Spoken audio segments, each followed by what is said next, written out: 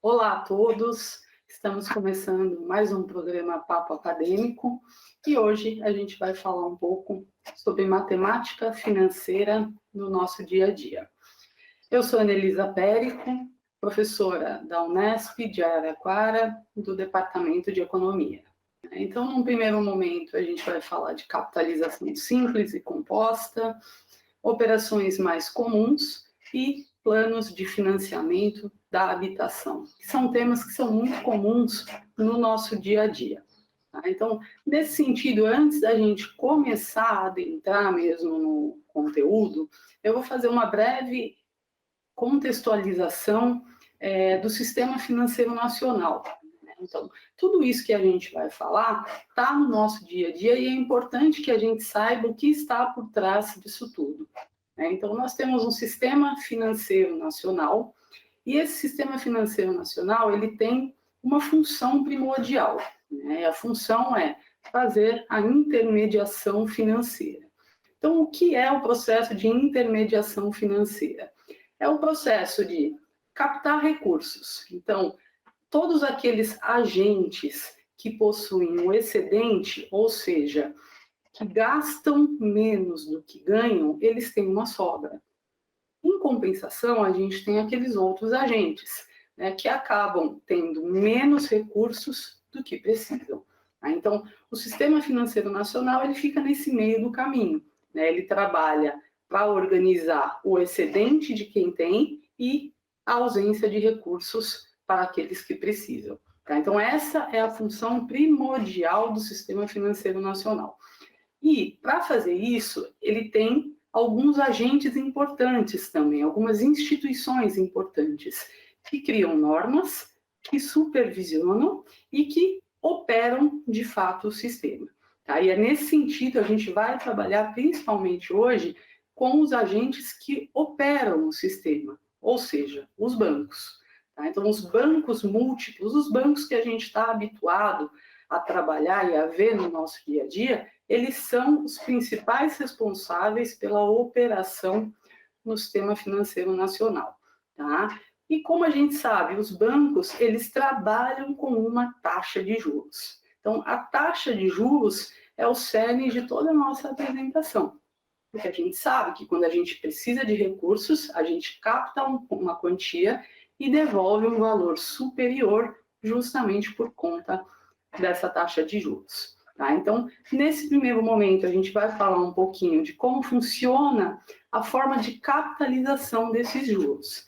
E nesse sentido, a teoria financeira, ela preconiza dois regimes básicos, o regime de capitalização simples e o regime de capitalização composto. Tá? Então, trouxe aqui para vocês um exemplo da capitalização simples. O que seria a capitalização simples em termos de conceitos? Então, a capitalização simples é um regime em que os juros ele incide sempre sobre um capital inicial. Então, a gente precisa entender que esse capital inicial ele tanto pode ser relacionado a uma operação de empréstimo, quanto pode ser relacionado a uma operação de investimento. Tá? Então, qualquer que seja a situação, o capital inicial, para o caso do empréstimo, é o valor que a gente toma de empréstimo, e para o caso do investimento, é o valor que a gente aplica na modalidade de investimento escolhida. Tá? Então, no regime de capitalização simples, o que a gente vai ter? A taxinha de juros, incidindo sempre sobre o valor inicial. Tá? Então, essa é a principal característica do regime de capitalização simples. Então, eu trouxe aqui para vocês um exemplo, um empréstimo de R$1.000, ele vai ser devolvido à instituição financeira em 5 meses. A taxinha de juros é de 10% ao mês. Tá? Algumas questões importantes antes da gente olhar para a nossa planilhazinha. Sempre que a gente fala de taxa de juros, a taxa é dada em percentual.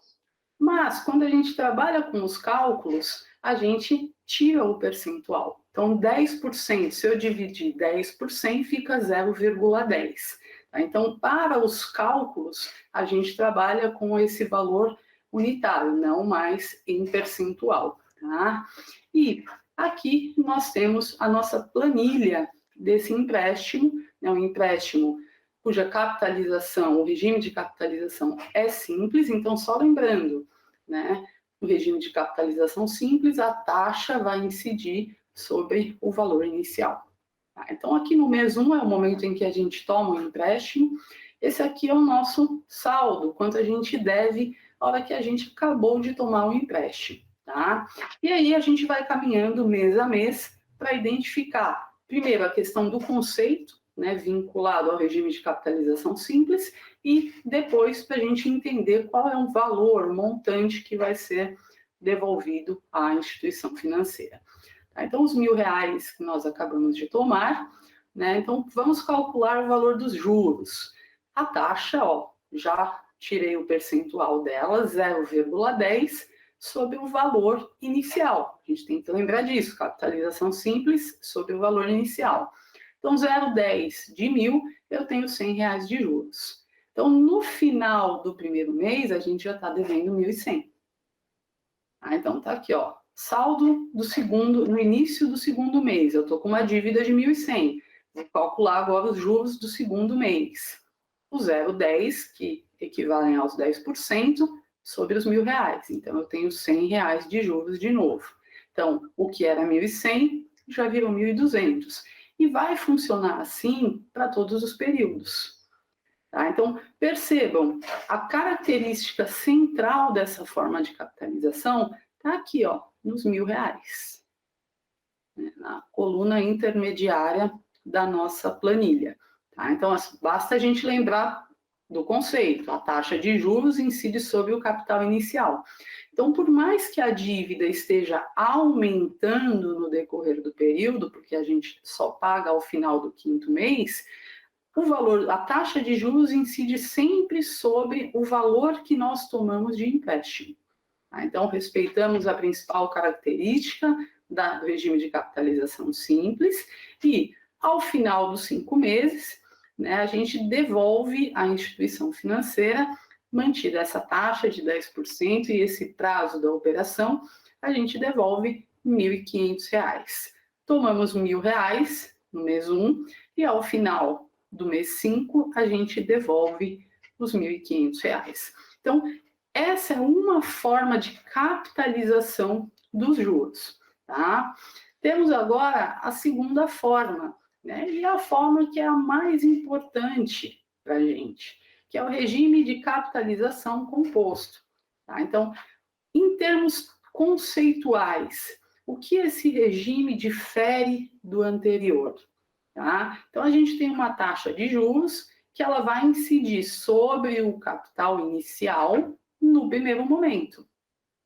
Só que à medida que o tempo vai passando, a gente vai corrigindo esses valores. Então, à medida que a dívida vai aumentando, a taxa de juros vai incidir sobre o valor acrescido dos juros acumulados até o período anterior. Tá? Então, a gente vai conseguir entender melhor essa diferença quando a gente olhar um pouco para o nosso exemplo. Tá? Então, eu mantive exatamente o mesmo exemplo, o empréstimo de R$1.000, que vai ser pago ao término de 5 meses, só que agora com uma taxa composta de 10%.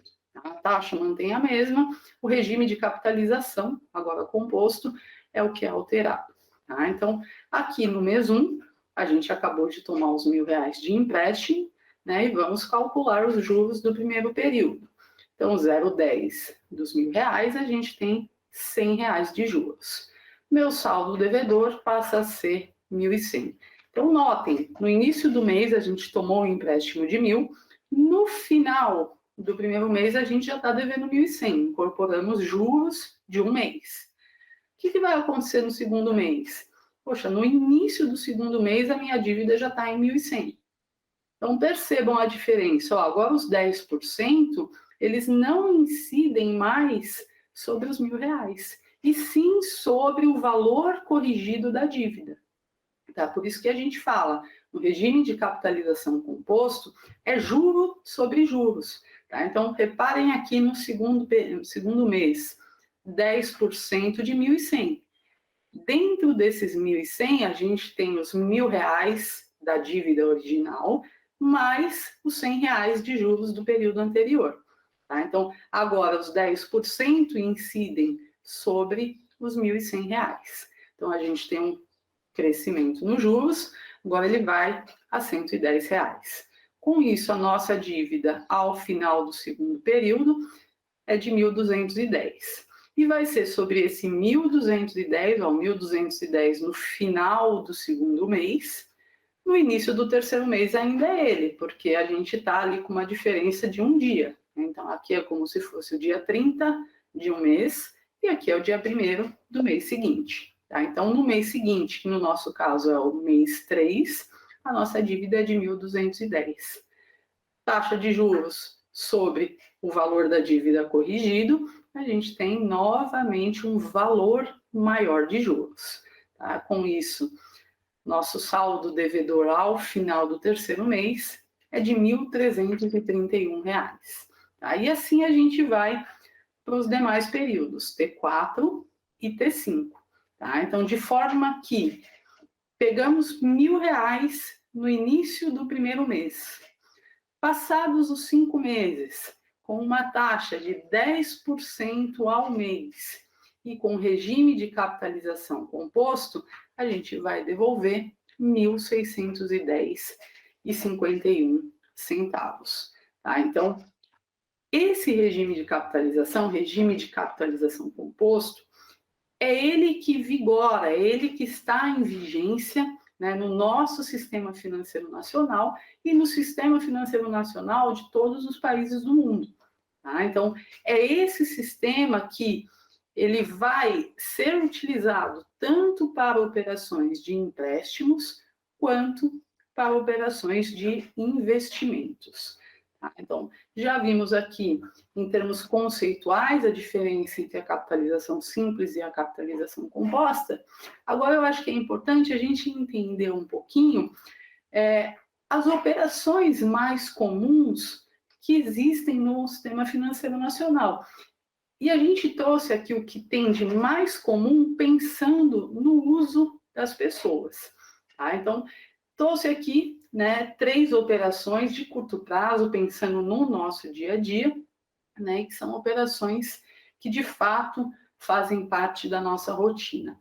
Tá? A primeira delas é o empréstimo, que a gente chama também de financiamento. Tá? Então, o que é um empréstimo ou um financiamento? É aquele recurso que a gente busca da instituição financeira, no caso do agente operacional do sistema financeiro nacional, ou seja, o banco. Então, a gente busca esse recurso no banco, mediante o pagamento de uma taxa de juros durante a vigência desse empréstimo ou financiamento, e ao final a gente devolve o valor tomado do empréstimo e acrescido naturalmente da taxa de juros.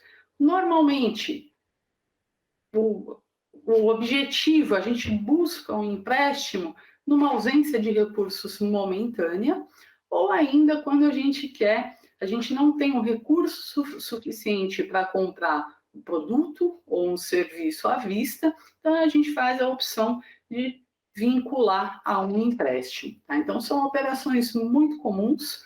Aqui eu trouxe para vocês as taxas de juros vigentes até o final de setembro, agora de 2021, dos 4 maiores bancos de varejo do mercado. Tá? Então, a gente tem taxas que partem de 2,84% ao mês a 4,13% ao mês. Tá? Então, essa é a primeira operação dentre aquelas que a gente chama de mais comuns. Tá? Então, notem como está tudo interrelacionado. É um processo de intermediação financeira, ou seja, eu preciso do sistema financeiro nacional sob a forma do banco, o banco comercial e múltiplo, que vai me emprestar o recurso, ele vai fazer a concessão do crédito mediante uma taxa de juros. Tá? Então, essa é uma primeira modalidade das operações mais comuns. Temos também outras duas, o cheque especial, vamos entender um pouquinho o que é o cheque especial, tá? O cheque especial, ele é o limite que a instituição bancária, de novo, a gente temos aqui um intermediário, né, do Sistema Financeiro Nacional, ou seja, o banco, que define uma quantidade de recursos que fica à disposição do cliente para que ele utilize em determinado período. Então, é importante que a gente tenha em conta que o cheque especial, ou o limite, ele é um recurso que ele é do banco, né? Fica à disposição do cliente para eventuais emergências. Tá? E, claro, assim como o empréstimo e o financiamento, o cheque especial ele tem um custo atrelado. Aí, para que a gente entenda um pouco mais, o cheque especial ele é também conhecido como um empréstimo automático. Então, o banco está concedendo um recurso que fica à nossa disposição, que a gente pode utilizar ou não. À medida que nós utilizamos, a gente vai ter que pagar o banco por esse uso. Tá? E o cheque especial, a taxa, o custo do uso do cheque especial é um dos mais elevados que a gente tem no mercado. Tá? Então, pode alcançar até 8% ao mês e 150% ao ano. Então, usar o cheque especial, embora seja mais simples e menos burocrático do que tomar um empréstimo com o banco, tem um custo associado extremamente elevado. Tá? Basta a gente olhar aqui, ó, 8%, né, que é o que normalmente os bancos cobram pelo uso ao mês. Olha a diferença para as taxas de empréstimos. Tá? Então, é uma diferença que faz, assim, tem um impacto financeiro muito elevado ao final de um mês. Tá? Então, o cheque especial também é uma modalidade, né, uma operação extremamente comum e que, assim como a anterior, tem um custo associado a ela. Por fim, ainda falando de operações de curto prazo, nós temos o cartão de crédito. O cartão de crédito todos nós conhecemos, né? É o cartãozinho magnético, hoje a gente tem também na forma digital, que o banco, a instituição financeira, concede um valor, né, que fica lá para o cliente, onde ele pode comprar produtos e serviços utilizando o limite do cartão de crédito e ele somente começa a pagar por essa compra no vencimento da fatura. Tá? Então, a gente pode fazer uma compra hoje no cartão de crédito e começar a pagar um pouco mais adiante, no vencimento da fatura.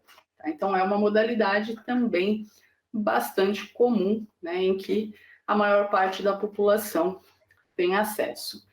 Assim como no cheque especial, né? Então reparem, essas duas últimas modalidades, o cheque especial e o cartão de crédito, têm custos associados muito elevados. Tá? Então as taxas de juros ao ano podem partir de 300% ao ano a 875%. Tá? Então o uso do cartão de crédito, ele também é uma forma que traz agilidade para o nosso dia a dia, né? Mas se a gente olhar para a nossa fatura, quando a gente chega a fatura para a gente efetuar o pagamento, a gente tem lá a modalidade de pagar a fatura na íntegra ou fazer o pagamento mínimo. Tá? Então, o pagamento mínimo é esse pagamento mínimo que a gente não paga o valor integral. Todo o valor que a gente não paga está sujeito a essas taxas de juros bastante elevadas. Tá? Então, o cartão de crédito, ele realmente, uma vez que ele não seja utilizado, né, de uma forma adequada, de uma forma cuidadosa e responsável, pode virar uma dívida muito, muito grande. Tá? Então, essas três modalidades aqui de operações, elas são as operações mais comuns que a gente tem de tomada de recursos no mercado. Isso pensando no nosso dia a dia. Tá? Lembrando que todas elas têm o seu custo associado. Então, mesmo que quando eu opto por, vou tomar um empréstimo no banco, Eu sei que eu vou pagar uns juros por isso. Eu sei que ao buscar um banco, o banco vai fazer uma análise do meu cadastro para verificar o valor que pode ser concedido a mim. E às vezes a gente pode ter um tempo aí até que esse financiamento, esse empréstimo seja liberado. Então é um pouco mais burocrático buscar o banco.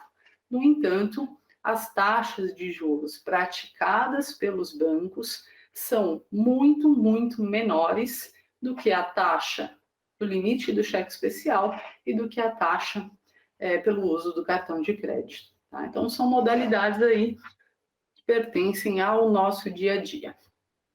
Além dessas, eu quis trazer também o financiamento de longo prazo. Né? Então, quando a gente falou ali do... Vou só voltar um minutinho, ó.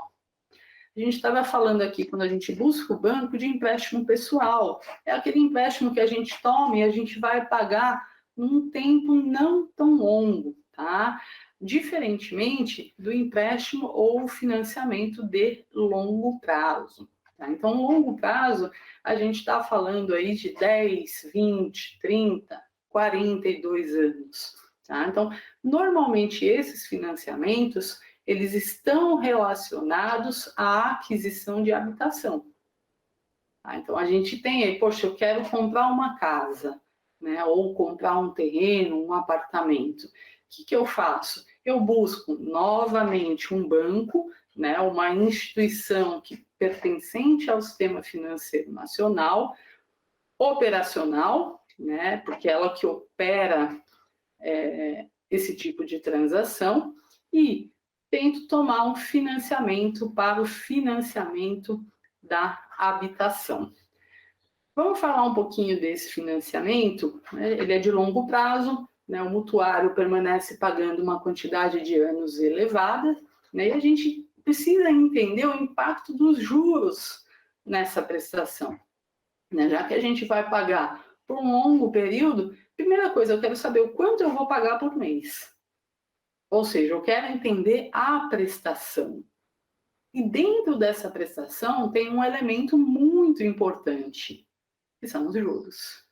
Tá? Então, notem que desde o início da nossa aula nós estamos falando de juros. Tá? Então, os juros é o ator principal da intermediação financeira e, naturalmente, do sistema financeiro nacional.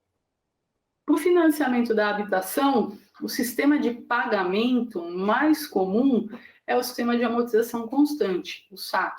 Tá? Então, a gente vai falar um pouquinho desse sistema, vamos visualizar um exemplo para a gente entender a prestação e entender também o valor dos juros. Tá? Então, só para a gente ter alguns conceitos em mente. O que é a prestação?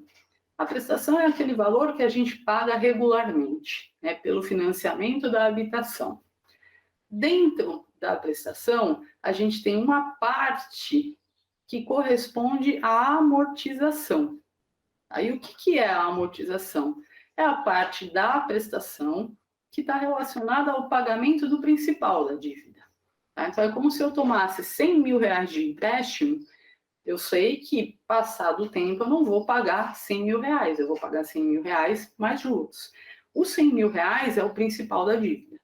Tá? Então, a amortização é a parte da prestação que está relacionada ao pagamento da dívida ainda sem os juros.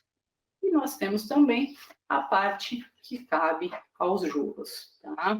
Como que a gente calcula a amortização? Poxa, se a amortização está relacionada somente à dívida, então eu não preciso pensar em juros aqui. Tá? Então, a amortização é o valor da dívida dividido pelo prazo do financiamento. E o valor dos juros é a taxa que é dada pela instituição bancária vezes o saldo devedor anterior. Tá? Por que a gente trabalha com saldo devedor anterior?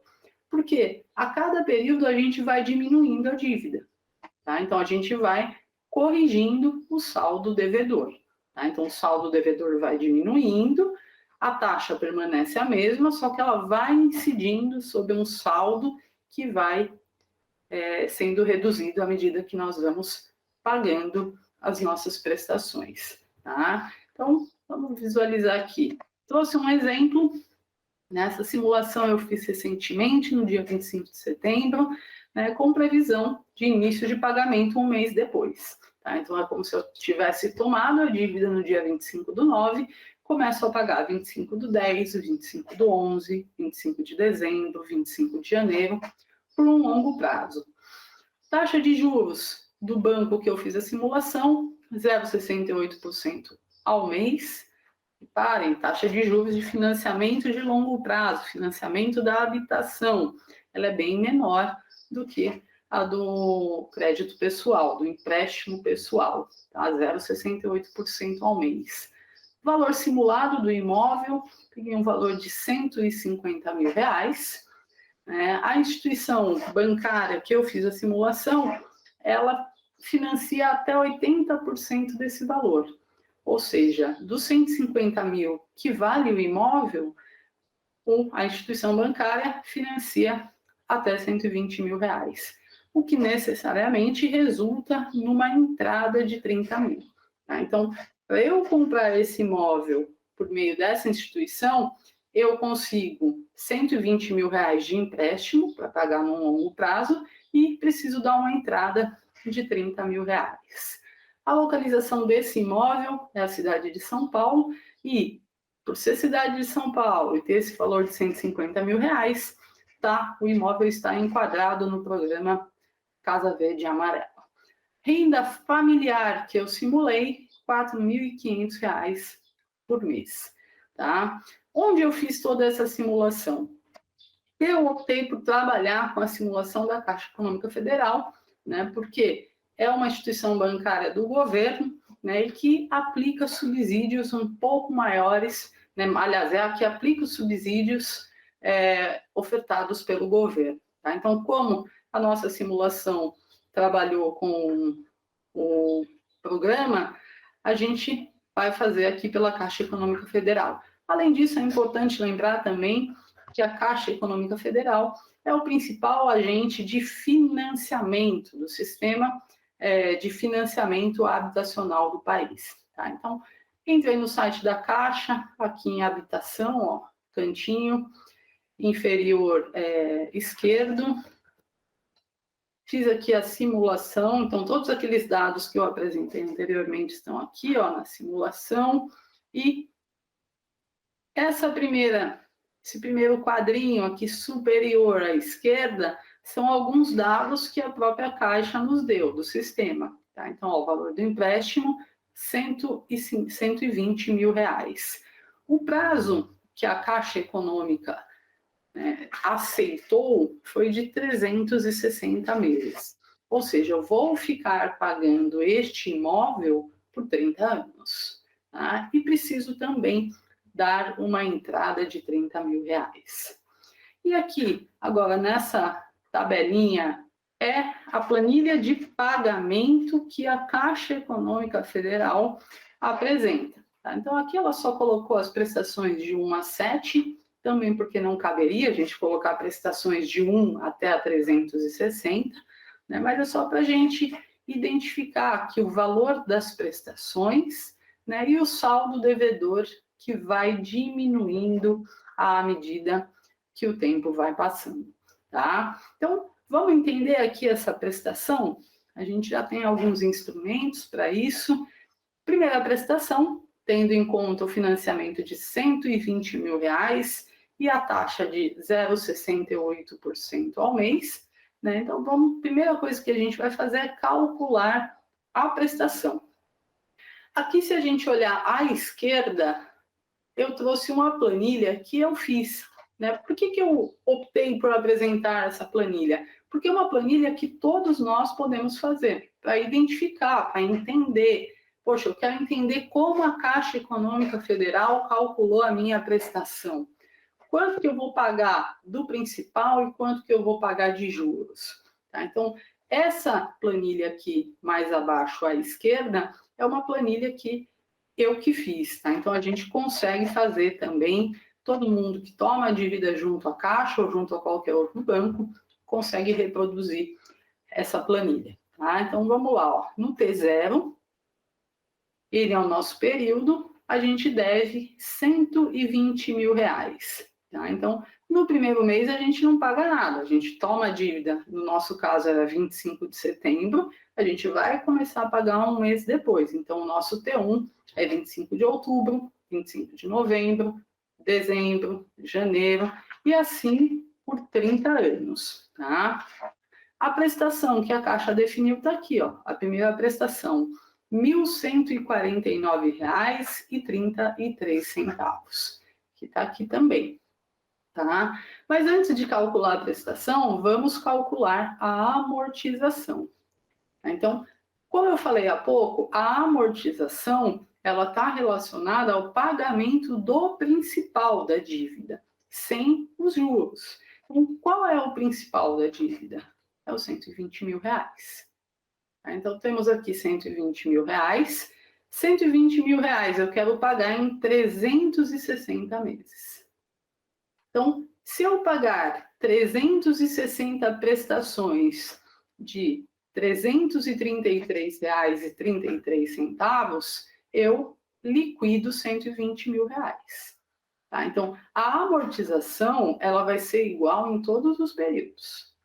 Tá? Então, qualquer que seja o valor da prestação que vai diminuindo, já que a gente vai diminuindo também o saldo devedor, essa é a parte da amortização. Bom, a gente já pensa, poxa vida, R$ 333 é a parte do principal. A prestação é R$ 1.149. Toda a diferença entre o 333 e o 1.149 é juros. Tá? Então, como que eu faço para calcular os juros? Se a gente lembrar, juros é a taxa, né, no caso 0,68%, vezes o saldo devedor anterior. Então, aqui no T1, ó, vai ser o 0,68% dos R$ 120 mil. Tá aqui, ó, 0,68% dos R$ 120 mil. Lembrando que o 0,68% está em percentual, então a gente precisa dividir por 100 para achar o valor unitário. Tá? Então fica 0,0068 vezes R$ 120 mil.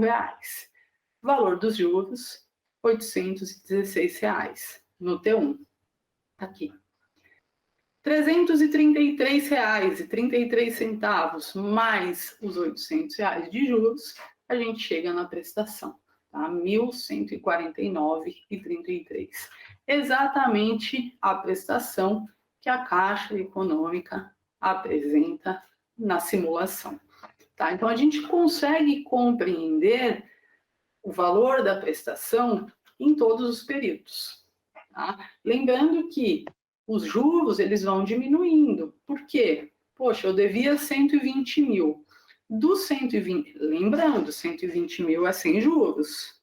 Tá? Então, eu devia 120 mil. Dos 120 mil, no T1, eu paguei já 333. Então, a minha dívida diminui um pouco. Então, ela vai para 119.666.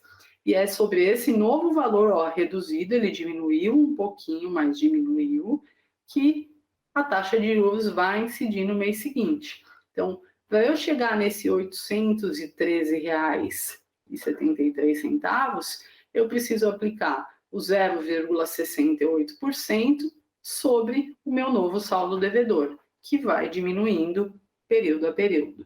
Tá? Então, o valor dos juros vai diminuindo com o passar do tempo, né? Porque o saldo devedor também vai sendo reduzido. Tá? E aí a gente tem as demais prestações decrescentes naturalmente. Então, se a gente olhar aqui, ó, no T7 da planilha que foi elaborada, né, R$ 1.135,73. E o T7 da planilha da simulação apresentada pela Caixa Econômica Federal, exatamente o mesmo valor. Tá? Então, a gente consegue, né, fazer os cálculos e entender o quanto que a gente está pagando de juros em todas as operações.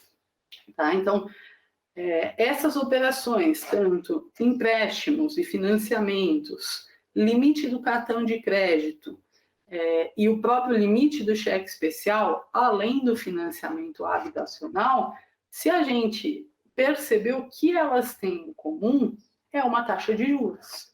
E essa taxa de juros ela é definida pela instituição bancária, também pelo Banco Central. O Banco Central é um agente também do sistema financeiro nacional e que trabalha com a questão de normas e supervisão e os bancos colocam em prática. Tá? Então, o que tem em comum em todas essas operações é exatamente a taxa de juros. Tá? Então, a taxa de juros ela vai estar presente, está presente, né, no nosso dia a dia, em todas as operações que nós fazemos. Vale também destacar que aqui a gente trouxe alguns exemplos, principalmente de tomada de crédito, ou seja, o momento em que a gente está precisando do recurso. Né? Então, quando a gente precisa do recurso, a gente busca a instituição intermediário financeiro e tenta captar o recurso. Agora, uma outra situação, também menos comum, mas existente, é o investimento. Então, à medida que a gente tem o excedente, a gente pode pegar o nosso recurso, o nosso excedente, e fazer o investimento. Tá? Então, o raciocínio ele vai ser similar. Enquanto nos nossos exemplos aqui, a gente buscava o crédito, né, e a gente pagava uma taxa de juros por isso, nessa outra situação do investimento, o que vai acontecer?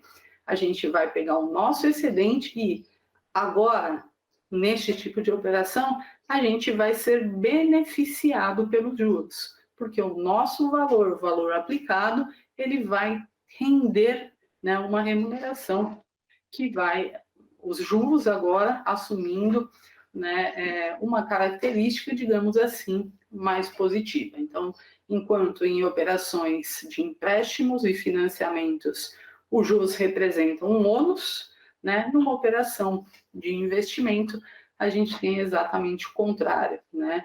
Os juros representando uma remuneração, né, e trazendo um benefício econômico e financeiro para nós.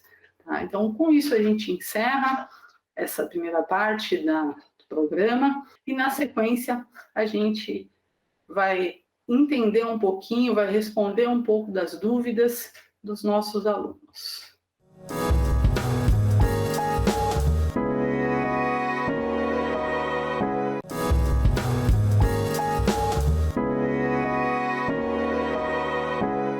Bom, voltamos então ao programa Papo Acadêmico. Agora a gente vai para um bate-papo com os alunos. Oi, professora, tudo bem? Eu sou o Eduardo, do terceiro ano da graduação de Economia, daqui da Unesp de Araraquara.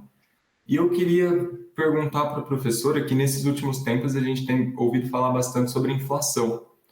E tanto nas redes sociais, jornais, eu acho que assim, é um tópico que está bem evidente nesse momento. Só que, no entanto, eu tenho percebido que os alunos, porque eu faço parte de um projeto de extensão, né, que a gente trabalha com educação financeira nas escolas. E os alunos do ensino médio, que é o nosso público-alvo, eles até já ouviram falar, só que eles não sabem o que é ou quais os impactos da inflação no nosso dia a dia.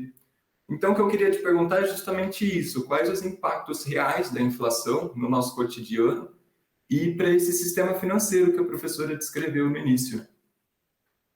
Vamos lá, então, Eduardo. Eu vou abrir aqui de novo a tela. O que é a inflação? Assim, de uma forma simplificada. A inflação ela é um aumento generalizado nos preços. Né? Então, a gente vem percebendo a inflação à medida que a gente consome. Né? Se a gente consome o arroz, se a gente consome o feijão, a gente precisa do combustível. Então, a gente percebe esse aumento nos preços, tanto dos produtos quanto dos serviços que a gente utiliza. Então, isso é a inflação. A deflação é o oposto disso. A deflação é a retração, a redução generalizada dos preços. Tá? Não é o que vem acontecendo atualmente. A inflação, como que é? Porque o que a gente observa, o que a gente vê nos jornais, também nas mídias sociais, é um índice, né? A inflação está em tantos por cento. Então, como que é calculada essa inflação? A inflação ela é calculada por meio de índices de preços. Tá? Então, o que são índices de preços? São como se fossem cestas básicas. Tá? Então, é uma cesta de produtos.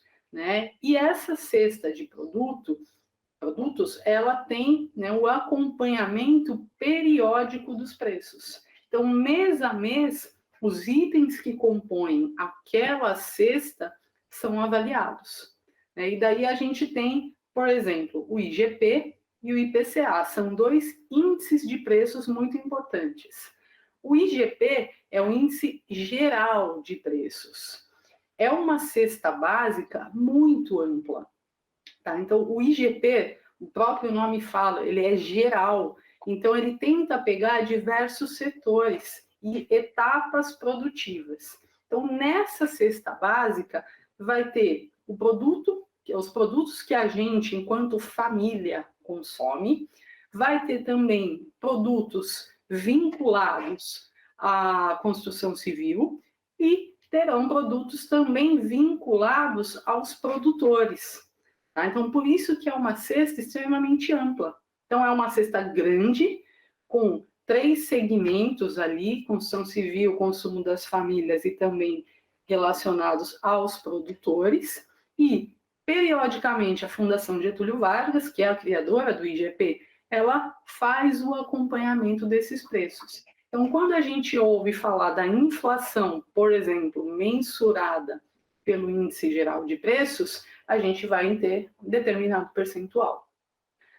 O IPCA, por sua vez, o Índice Nacional de Preço ao Consumidor, é um índice de preços do IBGE. Tá? Então, enquanto a IGP é da Fundação Getúlio Vargas, o IPCA elaborado e calculado pelo IBGE. Tá?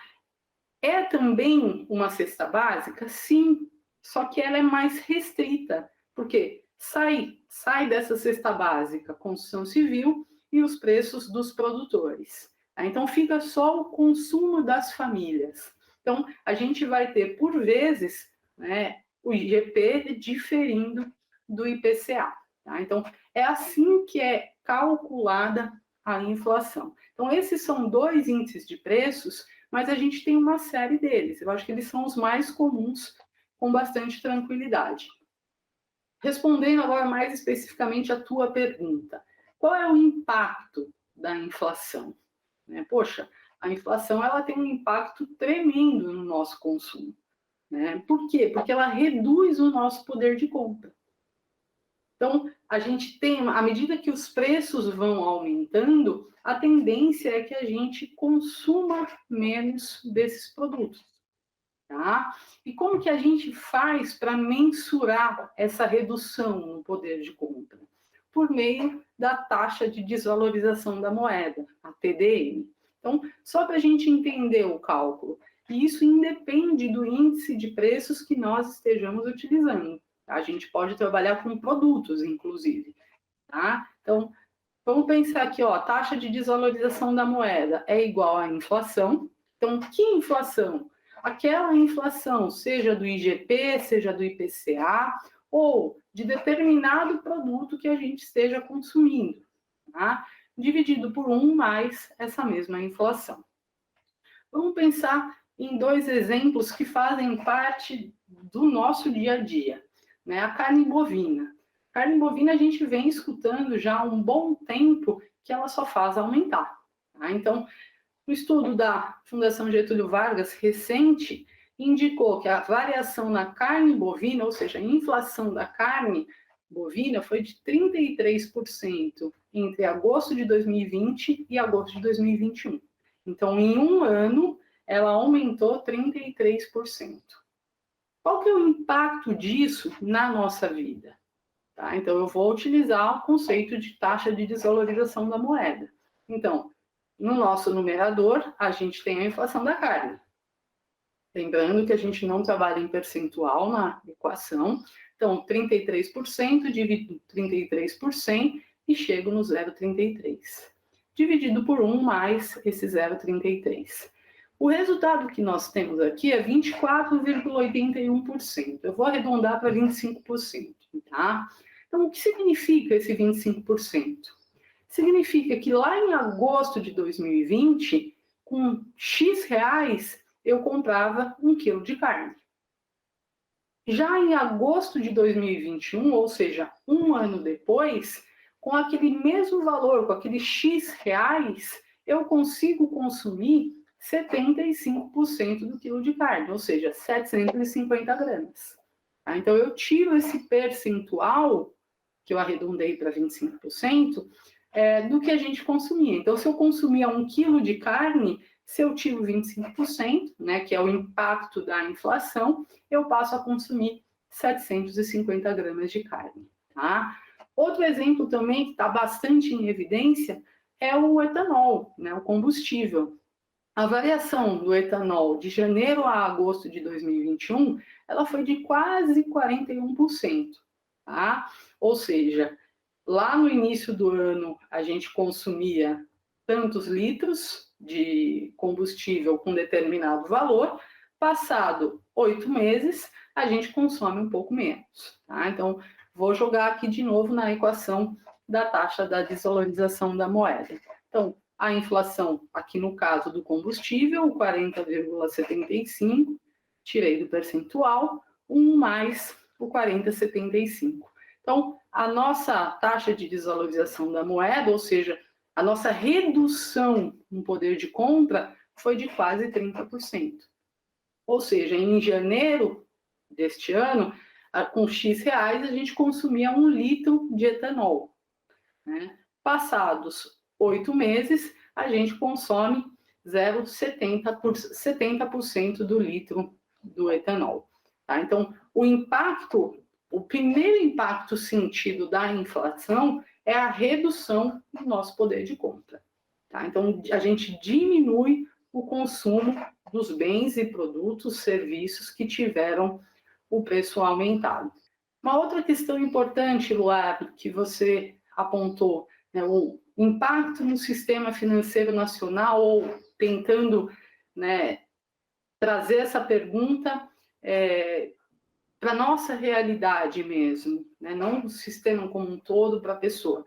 Além da redução do poder de compra, como que os agentes pertencentes ao sistema financeiro nacional controlam essa inflação, né? Porque ela vai aumentando e é necessário um controle. Né? Então, o controle ele é feito por meio, principalmente, da taxa Selic, né? Que é a taxa de juros da economia. Então, vamos pensar numa taxa de juros. A Selic é a taxa que norteia todos os financiamentos, ou seja, empréstimos e investimentos. Então, o que a gente sabe? Poxa, se a Selic diminui, se a taxa de juros da economia diminui, naturalmente as taxas de juros dos empréstimos também vão diminuir. Então, neste momento de redução da taxa de juros no mercado, cria-se um ambiente mais propício para que as famílias tomem empréstimos. Então, com taxas mais baixas, as pessoas, as famílias, tomam mais empréstimos. E se elas tomam mais empréstimos, elas consomem mais. Então, a pressão da demanda, ou seja, à medida que as pessoas têm mais recursos, elas consomem mais, a inflação aumenta. Então, quando a Selic diminui as taxas dos financiamentos e empréstimos, as pessoas tendem a consumir mais, tomar mais empréstimos, consumir mais, fazendo com que haja uma pressão, né, de demanda, ou seja, as pessoas procuram mais os produtos e os serviços. O preço aumenta. Em contrapartida, se a gente tem um aumento na Selic, né, se o Banco Central, que é um agente importante do sistema financeiro nacional, determina o aumento da taxa Selic, o que acontece? Os empréstimos ficam mais caros, as pessoas, as famílias tendem a tomar menos empréstimos e, naturalmente, consumir menos. Então, à medida que elas consomem menos, não tem a pressão pelos produtos e serviços. Então, é natural que a gente tenha uma retração na inflação. Tá? Então, é muito importante a gente observar esse movimento, variação da Selic e variação na inflação. Se a Selic aumenta, a tendência é a inflação diminuir. Tá? Em contrapartida, se a Selic diminui, diminui o custo dos empréstimos, as pessoas, as famílias tendem a consumir mais, fazendo uma pressão, no preço. Então, é natural que neste momento em que as pessoas estão consumindo mais, que os produtos e os serviços, eles sintam, eles absorvam esse aumento nos preços. Olá, professora, tudo bem? Prazer, eu sou o Gabriel, eu sou aluno da graduação de Economia da Unesp Araraquara, sou do terceiro ano, também sou colega de classe do Luardo. E, bom, ele tinha te perguntado um pouquinho da inflação e eu queria aproveitar o gancho para perguntar uma coisinha um pouco relacionada. A gente viu que com a inflação a gente perde o poder de compra muito rápido. Também algumas pessoas têm mais de um cartão de crédito e podem ter um pouco de dificuldade para se organizar durante o mês com as suas despesas, ou gastou um pouquinho mais e, bom, acabou ocorrendo em algumas complicações. A minha pergunta é: como que a gente pode se organizar melhor durante o mês para não acabar se complicando no final? Você teria alguma dica, algum instrumento para ajudar a gente? Bom, Gabriel, obrigada pela sua pergunta. Ela é muito importante, ela é também muito atual. Tá? De acordo com a pergunta do Luardo, com que eu falei um pouquinho, a gente precisa conseguir entender esse impacto da inflação. Então, é estar preparado para, num contexto de aumento inflacionário, como é o nosso contexto atual, para um aumento nos gastos, sem que isso signifique um aumento no consumo. Tá? Então, é extremamente importante esse cuidado, porque, poxa, aumentou tanto o meu gasto com alimentação, significa que eu estou comendo mais? Não, significa que os preços aumentaram e a gente precisa estar preparado para isso. Então, uma dica muito importante e já é utilizada há muito tempo, Eu lembro, meu avô andava com um caderninho, não era uma planilha, mas ele anotava absolutamente tudo que ele gastava e o que ele tinha de entrada de recursos. Tá? Então, a planilha de orçamento doméstico, eu até trouxe aqui um exemplo para vocês, esse exemplo é do IDEC, Instituto de Defesa do Consumidor. Ela traz, esse instituto deixa disponível para download esse exemplo de planilha, mas há infinitos exemplos. Mas qual é a lógica da planilha de orçamento doméstico? É a gente entender exatamente o quanto está entrando de recursos, seja por meio de salário, aposentadoria, não sei, a forma, a entrada de recursos da família. Tem que estar registrado absolutamente tudo que a família tem à disposição. E aqui é importante que a gente faça também uma ressalva, que está até relacionado com o conteúdo da aula, O limite da conta corrente, ele é um recurso que o banco deixa à nossa disposição, mas não é nosso.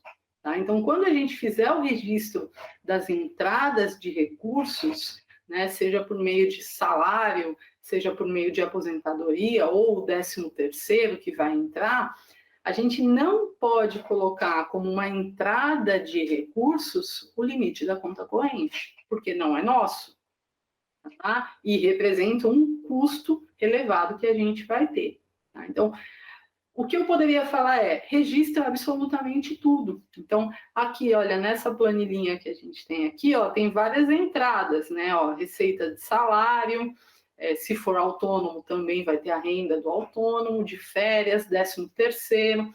Claro que quando não for o momento de receber férias, o 13º, essa célula vai estar zerada, mas a gente vai ter lá o registro da renda, né, seja por meio de receita, seja por meio da renda do autônomo ou aposentadoria. Né? Então, registrar absolutamente tudo que a gente recebe. Eu tenho meu salário, né, eu sou funcionário público, então eu tenho uma renda que eu recebo regularmente, mas aos finais de semana eu também faço serviços como serralheiro, então tem que colocar também essa receita que está entrando extra. Tá? Em contrapartida, a gente precisa colocar as saídas, tá? Então, aqui no caso dessa planilhinha, ó, tá já para outubro de 2021. A data da entrada, né, a descrição, se ela é o salário, se ela é um serviço extra que você fez e teve uma entrada por isso, né? E a gente também registra as saídas, ó, alimentação, supermercado, né, alimentação na feira ou no sacolão, né? Alimentação, padaria, se for o caso, quando a gente come fora de casa, né? E outros custos, né? Então, para quem mora em apartamento, condomínio, né? Para quem paga o aluguel, para quem paga o financiamento do imóvel, o valor do financiamento, né? Consumo de água, energia, absolutamente tudo que é consumido pela família é importante que esteja registrado. Para a gente entender no decorrer do período, primeira coisa, se tudo que a gente está recebendo está sendo suficiente para os nossos gastos. Tá? Então, se nessa primeira observação a gente viu que está ok, eu recebo um pouco mais do que eu gasto, ótimo. Agora, se não, poxa, eu estou gastando mais do que eu recebo, aonde eu consigo diminuir? A gente consegue identificar item a item, poxa, o que está pesando e o que é possível ser reduzido. Porque se a gente não faz esse registro, o dia a dia de todo mundo é muito atribulado. Às vezes a gente passa o dia, é importante que esse registro seja diário. Cheguei em casa, poxa, o que eu gastei?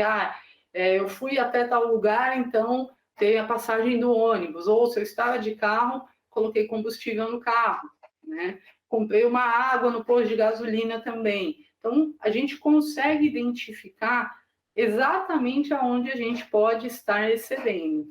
E uma segunda observação muito importante é a questão da gente identificar ali o impacto da inflação, né? Então, poxa, se uma família com 4 pessoas, né, o casal e 2 filhos consomem X de carne, passado 1 mês, 2 meses, está vendo que o valor está aumentando. Entender, poxa, aqui ó, eu vou ter que projetar um pouco mais de recursos para manter o meu nível de consumo. Então, manter esse nível de recursos, manter esse nível de consumo, pode significar um aumento de gastos. Então, se aumenta o gasto em alguma coisa, a gente tem que tentar diminuir em outra. Então, a planilha, ela é muito importante num contexto inflacionário, né? Inflacionário ganha ainda mais relevância, mas num contexto também em que um contexto de maior estabilidade econômica, que a inflação esteja reduzida, também é importante para que a gente consiga, falar, poxa, estou conseguindo economizar aqui, né? Daí a gente consegue identificar o quanto que está tendo de excedente, se tiver mês a mês, para também pensar num planejamento para esse excedente. Então, se eu pudesse responder de uma forma bem resumida, a tua pergunta é planilha, essa planilha que a gente consegue organizar o orçamento doméstico. Oi, Ana. Eu sou a Luísa, graduanda do curso de Economia, também estou no primeiro semestre. Ana, juntando um pouquinho várias coisas que você falou, supondo um cenário onde uma família conseguiu organizar essa planilha orçamentária e no final do mês conseguiu um excedente. Você tinha comentado na explicação anterior sobre o investimento. A gente pode usar esse excedente justamente para fazer um investimento a longo prazo? Quais opções existem? Existe alguma opção além da poupança que a gente, né, tanto escuta? E dessas outras opções, quais são os riscos relacionados a ela? Como optar por uma ou por outra? Bom, Luísa, muito obrigada pela sua pergunta. E ela está muito relacionada com o tema anterior, né? O planejamento financeiro, né? E a possibilidade do excedente. Então, quando há o excedente, então, o que é o excedente? É quando os nossos ganhos são maiores que os nossos gastos. Então, essa sobra de recurso, ela pode ser usada para investimentos. Tá? Só que antes, né, da gente falar das possibilidades de investimento, é muito importante que a gente consiga se identificar enquanto investidor. Né? Então, o perfil do investidor. Né? Então, são, assim, dois perfis extremos. Né? E daí tem os intermediários que estão entre os dois. Né? Então, um perfil conservador. Poxa, é aquele investidor que ele quer zero risco, ele não quer nenhum, ou aceita muito pouco risco de perder o seu recurso. E ele sabe que isso vai estar associado a um retorno também moderado, conservador. Tá? Então, a gente tem que ficar atento à questão risco e retorno. Então, o risco e o retorno é o que definem o perfil do investidor. Então, o investidor conservador, ele quer risco zero, mas ele sabe que essa opção dele pode resultar em retornos também baixos e médios. Em contrapartida, a gente tem um perfil mais arrojado, né? Que é aquele investidor que aceita correr um risco maior e, por esse risco ser maior, ele espera, ele deseja um retorno também maior. Então, eu acho que uma vez que haja o excedente, é muito importante que as famílias se identifiquem com o perfil. Né? A gente tem que ter em conta, poxa, deixar o recurso parado, ele não vai, aliás, ele vai perder o seu poder de compra por conta da inflação. Então, eu preciso aplicar esse excedente que eu tenho em alguma opção. E quem sou eu? Eu sou um investidor conservador ou um arrojado? Posso ser também um moderado, que está entre os dois. Né? Aceito um risco um pouquinho maior e desejo também um risco um pouquinho maior. Mas nada como o investidor arrojado. O arrojado, ele topa qualquer risco, visando um retorno elevado. Tá? Então, acho que o primeiro passo é se identificar. Isso feito, então a gente tem um excedente, a gente já se entendeu como um investidor. Quais são as possibilidades que nós temos para realizar o nosso investimento para além da poupança? Tá? Então, a gente tem as opções de renda fixa e de renda variável. A poupança é uma opção que está aqui classificada como renda fixa. Vamos tentar entender um pouco a diferença entre renda fixa, né, e renda variável.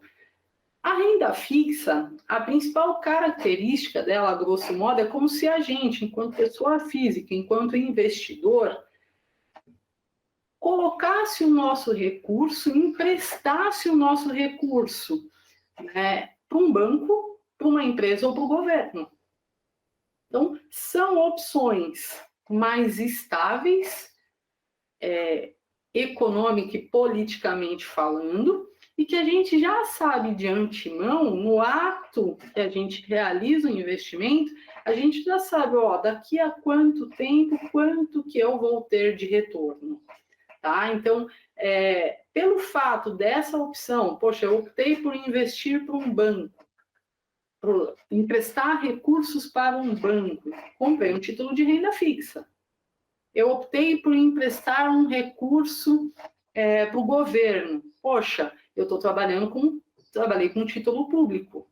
Né? Então, são opções de renda fixa. Então, a gente sabe que, ao adotar essa opção, a renda fixa, o nosso retorno ele é também mais estável. Tá? Então, por essas opções não estarem tão sujeitas às oscilações de mercado, né? Então, o investidor acaba conhecendo melhor a tua rentabilidade. Então, para o investidor conservador, é natural que ele tende a ir para as opções de renda fixa. Então, a poupança é uma opção de renda fixa? Sim. Né? A gente tem também, que eu falei há pouco, poxa, eu quero comprar um título de renda fixa, um título de um banco, eu estou emprestando dinheiro para o banco, um CDB.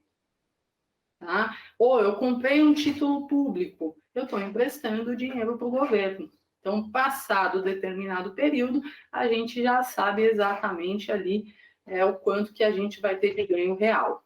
Então, essas são as opções de renda fixa.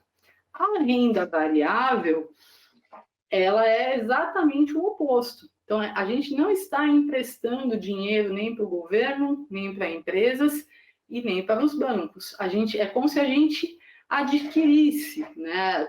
A renda variável, ela consiste na compra, né, de parte de um negócio. Então, à medida que eu compro uma parte de uma empresa, por exemplo, eu estou comprando ações dessa empresa. Essa empresa, ela está totalmente sujeita às oscilações do mercado. Então, quando essa empresa tiver um desempenho econômico e financeiro melhor, é natural que o meu retorno, sob a forma de dividendo, também seja melhor. Agora, quando a empresa, ou o setor, ou toda a economia estiver passando por um momento de dificuldade, é natural também que o desempenho econômico e financeiro dessa empresa, ele diminua, né? Ele deixe de ser tão bom. E aí o retorno também vai ser reduzido. Tá? Então, a renda variável, as opções que nós temos, elas estão muito sujeitas às oscilações de mercado. Né? Então, nesse sentido, o investidor que se entende como arrojado, a tendência é que ele busque a renda variável. Ele está correndo muito mais riscos, né? Mas a possibilidade dele de retorno é maior. Então, por exemplo, um investidor que se entenda como arrojado, que consiga fazer um estudo do mercado, fala, poxa, tem empresas, setores que se comportam dessa maneira durante a crise. Eles estão em baixa, então está diminuindo vendas, diminuindo receitas, diminuindo resultado, diminuindo lucro. Então, vai remunerar menos. Agora, tem outras empresas que têm um desempenho financeiro melhor em épocas de crise. Então, aqui é uma opção. Então, ele sabe, estamos em crise, eu vou investir naquela empresa. Ou ele faz uma mistura, né? Pega um pouco daquela empresa que vai estar com uma trajetória estável durante a crise, um pouco de ações de uma empresa que vai bem durante a crise e um pouco de ações de uma empresa que vai mal durante a crise. Por quê? Ele vai reduzindo o seu risco. Então, no momento de crise, aquelas empresas que ele investiu estão indo bem. As outras estão indo mais ou menos. Mas e quando sair da crise? Daí as outras vão dar um retorno maior. Então, é importante também a gente tentar condensar o risco do investimento, pensando principalmente no investidor que tenha um perfil mais arrojado. Tá? Então, é importante a gente ter em conta essas questões. Outro ponto muito importante aqui é que a gente às vezes ouve falar muito desses retornos, né, extravagantes, né? Isso não existe, né? É muito difícil a gente encontrar, ainda mais num cenário de crise que nós estamos, retornos milagrosos. Né? Então, é sempre importante, poxa, eu estou com um excedente, como que eu faço para investir? Tá? Então, no sistema financeiro nacional, a gente tem uma série de intermediadores. Então, reparem, neste momento do excedente, a gente sai daquela ponta. Poxa, eu estava numa ponta em que eu precisava do recurso do sistema financeiro. Eu precisava do empréstimo, eu precisava do financiamento.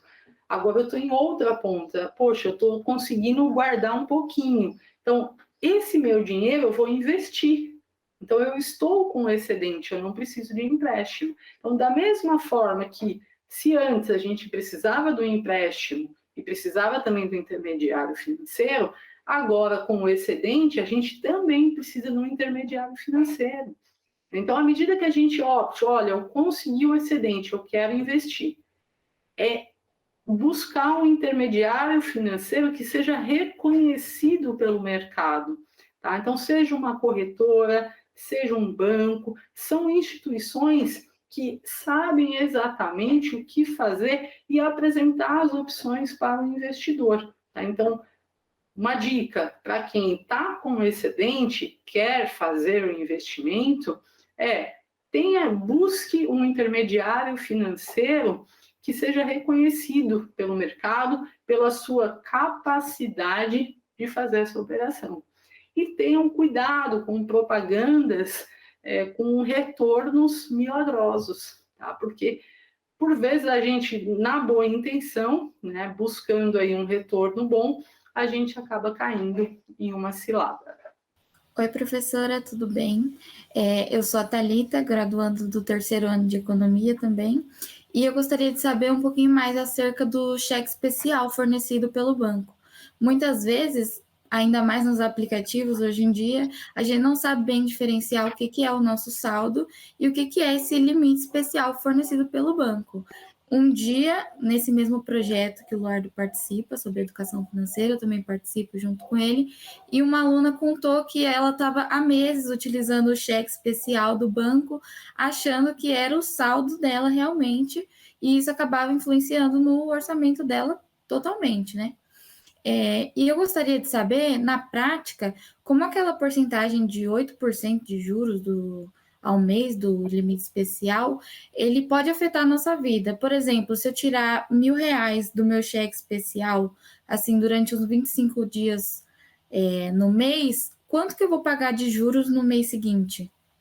Bom, Thalita, a sua pergunta ela é fundamental, né? Ela é muito importante.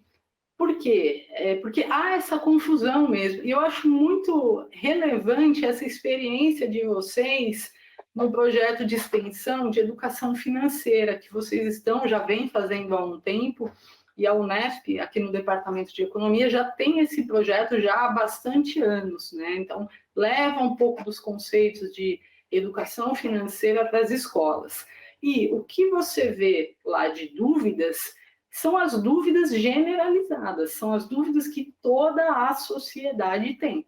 Tá? Então, a primeira questão, o cheque especial, a gente falou lá no início da aula, é aquele recurso que o banco ele deixa à nossa disposição. Né? Então, como que o banco faz isso? Primeira coisa, o banco vai olhar o teu perfil enquanto correntista. Né? Então, se você vai identificar toda a tua movimentação nos meses. Então, vai vendo, poxa, todos os meses esse cliente recebe mais ou menos esse recurso, ele tem mais ou menos esses gastos. Então, a partir de um histórico dos seus ganhos e gastos, o banco consegue definir um limite. Tá? Então, vamos supor, o banco definiu para ano um limite de R$1.000 por mês. Então, além do meu salário, vai estar à minha disposição R$1.000 que são do banco.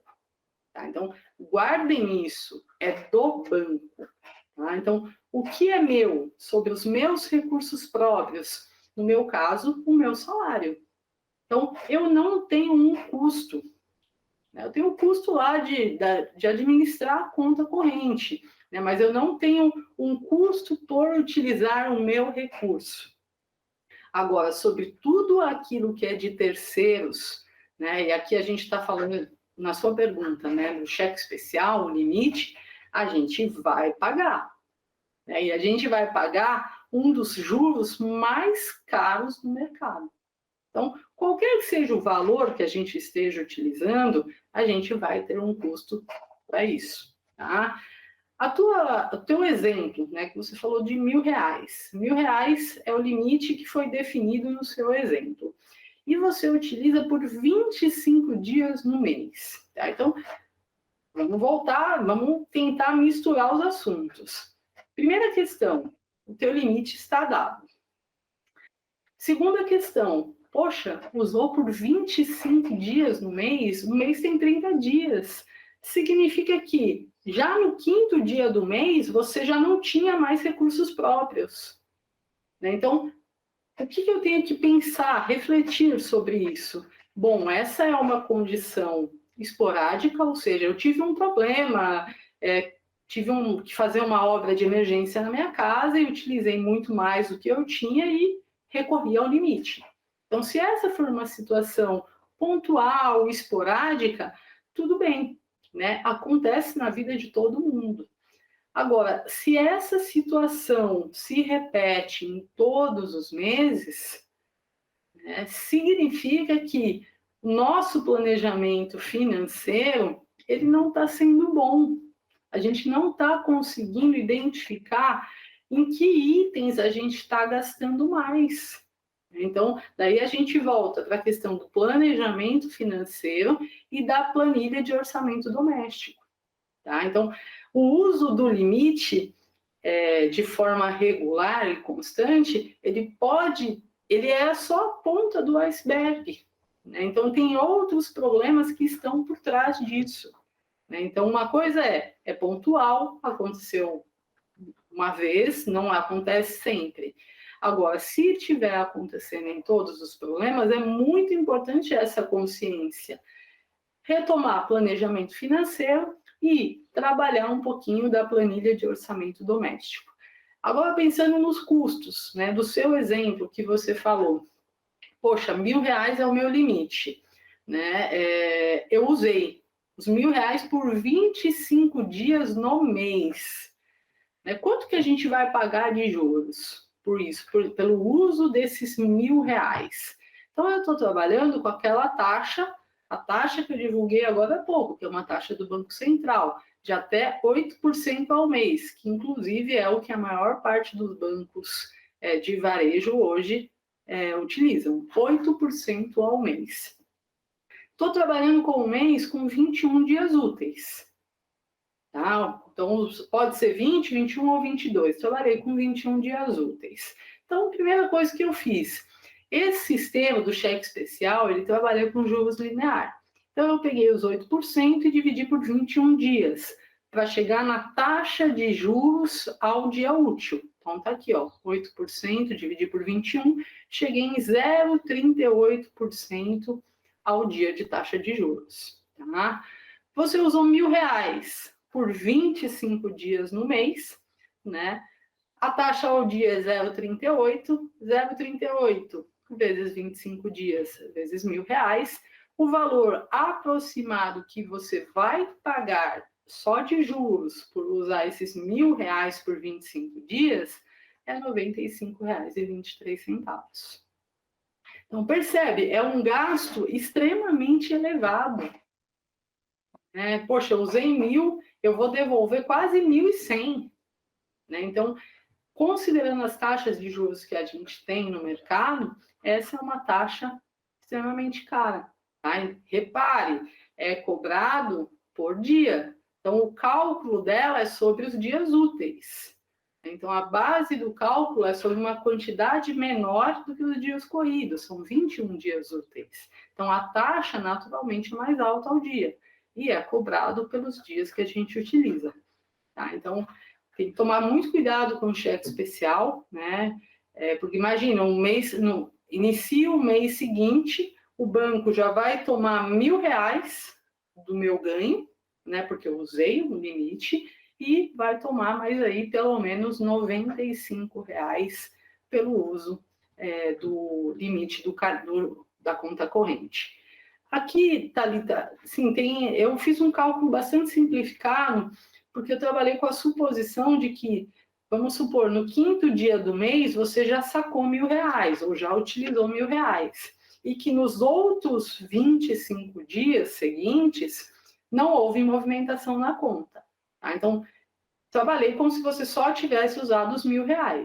Se, por acaso, passou mais 10 dias, você pegou mais um recurso, esse cálculo muda, tá? Então, trabalhando aqui com um exemplo bem simplificado, mas que deixa bastante evidenciado o custo, né, do uso do cheque especial. Então, a vantagem do cheque especial, que tem vantagem também, poxa, eu estou numa situação difícil, tive um problema, né, não tenho tempo de ir até o banco buscar um empréstimo, Então, vou usar esse limite que está aqui à minha disposição. E no mês seguinte, eu me estabilizo novamente. Então, a vantagem é a facilidade. O dinheiro está lá à sua disposição. Você não precisa buscar um intermediário financeiro para solicitar um empréstimo. Mas há uma série de desvantagens. Primeiro, o custo excessivamente elevado, é um dos custos mais elevados que a gente tem no mercado, é cobrado por dias de uso, então quanto mais dias, mais a gente vai pagar, e essa dívida, ela de fato pode virar uma bola de neve. Então imagina só, continuando esse exemplo, poxa, eu usei R$1.000, no início do mês seguinte o banco vai me tomar R$1.095. Vai fazer falta R$1.095 no meu orçamento. Então, é possível que daqui a pouco eu esteja recorrendo, ainda no mês seguinte, recorra mais uma vez ao limite do meu cheque especial. Então, o que eu usei no mês passado, 1.000, agora eu estou usando 1.300, 1.400, Então, a tendência é isso virar uma bola de neve. Tá? Olá, pessoal, tudo bem? Olá, professora. Eu sou o Caio Pinheiro, sou estudante de Economia também da Unesp, estou no primeiro semestre. E a minha pergunta que eu queria fazer para você é de um contexto um pouco mais atual. Infelizmente, a gente está vivendo uma pandemia, né? E nessa pandemia a gente percebeu que a necessidade de controle financeiro é uma coisa que vem forte. E, bom, a pandemia fez com que a gente tivesse que aprender muitas coisas e, com isso, a organização das nossas finanças e muitas outras coisas. Tirando os exemplos que a gente já citou anteriormente, por exemplo, as planilhas orçamentárias, qual seria, professora, um outro elemento, alguma coisa importante para a gente conseguir medir o desempenho dos nossos negócios, dos nossos empreendimentos? Por exemplo, a taxa TIR ou taxa TIR, algo assim. Bom, Caio, obrigada pela pergunta. A pandemia, ela trouxe muitas coisas para a gente, tornou a vida de todo mundo um pouco mais difícil, mas, ao mesmo tempo, mostrou que há uma série de necessidades que, por vezes, já tínhamos identificados e que agora ou a gente faz ou a gente faz. Então, eu acho que o Ardo, a Thalita, até comentaram durante a fala deles, que eles fazem um projeto de educação financeira nas escolas. Então, eu gosto de falar educação financeira, mas eu gosto muito do termo consciência financeira, que também é alinhado, é sinônimo da educação financeira. Então, é extremamente importante que os jovens de hoje serão os adultos de amanhã, que eles tenham essas noções de finanças, de educação financeira. Então, todas essas questões que vocês trouxeram, principalmente as dúvidas de vocês, elas estão relacionadas ao dia a dia de absolutamente todo mundo. Todo mundo precisa recorrer ao cheque especial, todo mundo usa cartão de crédito, todo mundo está sujeito à inflação. Então, a questão do planejamento financeiro, seja para uma pessoa física e sua família, seja para um empreendimento, elas são de suma relevância. Tá? E daí a gente fala, poxa, mas é muito difícil implantar a educação financeira no ensino médio, por exemplo. Sim, a gente teria que ter uma reestruturação curricular do ensino médio. Mas se a gente parar para pensar, a base da matemática financeira é um instrumento para a educação financeira. É a gente pegar algumas equações e cálculos e aplicar, pensando numa maior consciência financeira. Então, a base da matemática financeira é a progressão geométrica, PG. E progressão geométrica a gente viu no ensino médio. Então, não, assim, uma forma de tornar, inclusive, esse conhecimento de PG mais aplicado e mais interessante é tentar trazer para o contexto das finanças pessoais das pessoas. As pessoas vão entender, poxa, eu estou gastando mais? Aonde eu estou gastando mais? que essa inflação está fazendo comigo? Né? Eu não estou consumindo mais, eu estou ganhando a mesma coisa, mas eu estou gastando tanta coisa a mais. Né? Então, eu acho que um pouco da resposta à tua pergunta está relacionado à questão de planejamento financeiro, entender gastos, entender receitas. Quando você falou de empreendimento, a gente tem uma tendência a pensar que o nosso empreendimento sempre vai dar certo. Né? E é um equívoco, porque daí a gente só trabalha com um cenário muito positivo. Né? Então, pensando no empreendimento, né, que está alinhado ao que você falou, Caio, poxa, o que eu quero empreender? Existe no mercado? Sim, existe. Não existe, são situações diferentes. Né? Tá, se já existe, quais são os diferenciais que eu pretendo ter? Né? Como que vai funcionar? Que espaço que eu projeto no mercado? Quanto que eu pretendo investir? Eu vou investir com dinheiro que é meu ou com dinheiro que é do banco? Né? Porque se for com dinheiro do banco, eu tenho que estar preparado porque eu tenho um gasto a mais. Né? Então, é entender o negócio em que a pessoa está querendo empreender e, principalmente, trabalhar com diferentes cenários. Porque quando a gente pensa no negócio, a gente fala, não, eu vou conseguir vender tanto, vai ser assim, vai ser assado. Né? A gente precisa falar, mas e se a gente estiver num cenário ruim? Quanto que eu vou conseguir vender? Que meios de... Como eu vou atingir os meus clientes? Eu vou usar redes sociais, eu vou contratar uma empresa que faça um marketing para mim, né? Como eu vou atingir? Eu vou atingir esses clientes? Qual é o meu diferencial? Né? Eu consigo sobreviver a uma crise? Né? Então, é entender, poxa, as minhas vendas eu projeto tanto num cenário ruim. Num cenário estável, eu já estou projetando isso. E num cenário bom, aí sim. Mas trabalhar com 3 cenários. Para que a gente não tenha uma ideia ilusória de custos e despesas, tampouco de ganhos. Porque os erros mais recorrentes são: a gente abre um empreendimento achando que vai vender uma determinada quantidade, que quase sempre não se materializa na prática. Né? E aí a gente já investiu. Se a gente tomou algum dinheiro, mesmo que pouco, do banco, a gente tem esse custo a mais. Então, é tentar identificar, olha, eu vou ter todos esses custos em todos esses cenários. Qual é o meu ponto de equilíbrio? O quanto que eu preciso vender de forma que eu consiga bancar todos os meus custos? Esse é o seu ponto de equilíbrio. A partir dele é ganho.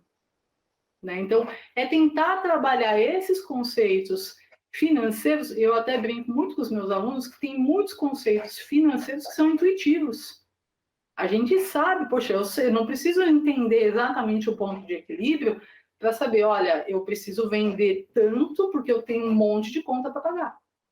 E separar gasto familiar de gasto do negócio, ganho familiar de ganho do negócio.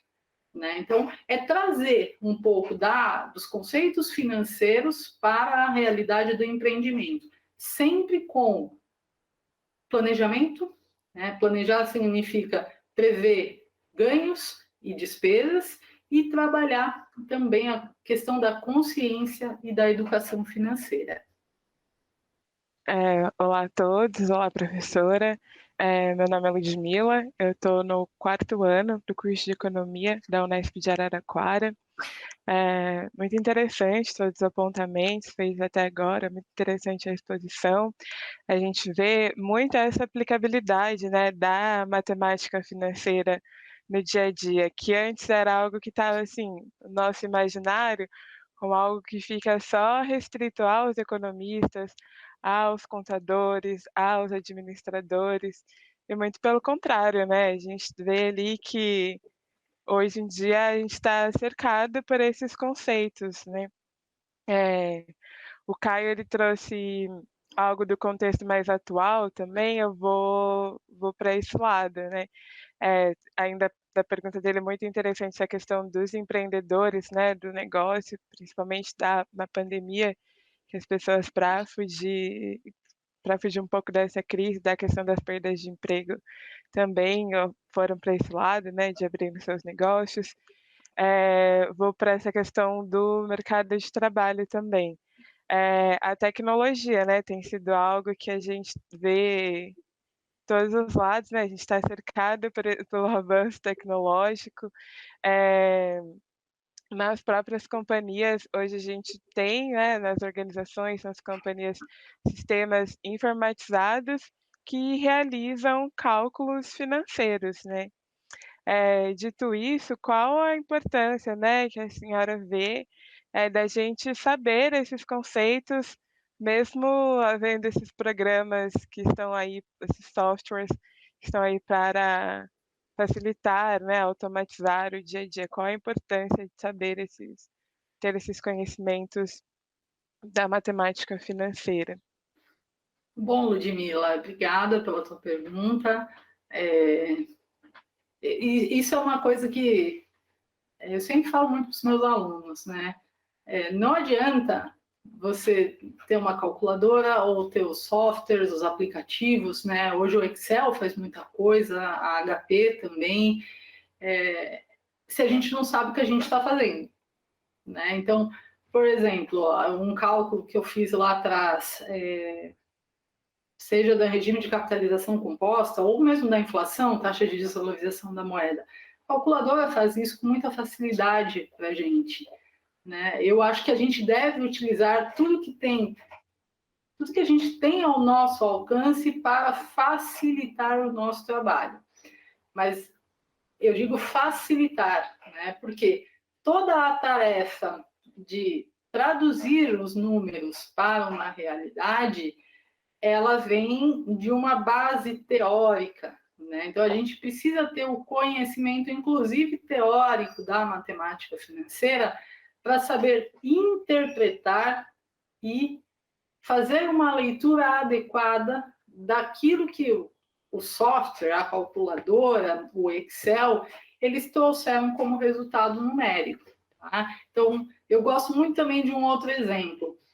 A gente quer financiar um carro, né? Quero financiar, botar uma entrada, daí eu vou lá na loja, na concessionária, e escolho o carro, né? Mais ou menos de acordo com o que eu posso pagar. E qual é o nosso interesse? A única coisa que a gente quer saber é qual é o valor da prestação, para ver se ela cabe, né? Então, quando a gente entende o que está naquela prestação, por quê? O sujeito da concessionária, ele vai pegar a tabelinha lá que tem o coeficiente, e a maior parte dos clientes sequer sabe o que é aquele coeficiente, que é justamente o 1 mais a taxa, né, que a gente precisa e vai ser aplicado sobre um saldo devedor. Então, a gente conhecer, né, contextualizar as técnicas faz toda a diferença. Então, no caso do mutuário, do financiamento habitacional, poxa, ele está tomando 120 mil, vai pagar uma primeira prestação de 1.150. Nossa, é alta? Sim, é alta. Né? Vamos entender o que está dentro dessa prestação. Né? Porque o que o Excel ele faz? Ele calcula, naquela demonstração que eu fiz, dava para ter apresentado só a prestação. Né? Então, eu jogo lá na equação, chego na prestação. Daí a Ludmila olha, Ana, mas quanto que eu vou pagar de juros disso aí? Você fala, poxa, R$800 de juros, entende? Então, é para além das técnicas. Claro, é extremamente importante que a gente saiba fazer, saiba interpretar. Ainda mais quando a gente se depara com erros, porque de vez em quando a gente tem os resultados esquisitos e fala, nossa, mas está totalmente fora da lógica. E de vez em quando o Excel erra, né? Então, como que eu vou conseguir ver aonde está o erro? O que eu coloquei a mais, o que está a menos? Vai que a gente, poxa, mas eu sei que a amortização, eu pego a dívida e divido pela quantidade de prestações. Será que esse sistema trabalhou, por exemplo, carência? Da gente, nossa, não trabalhou a carência, então tenho que trabalhar com ver quantos meses que de fato são.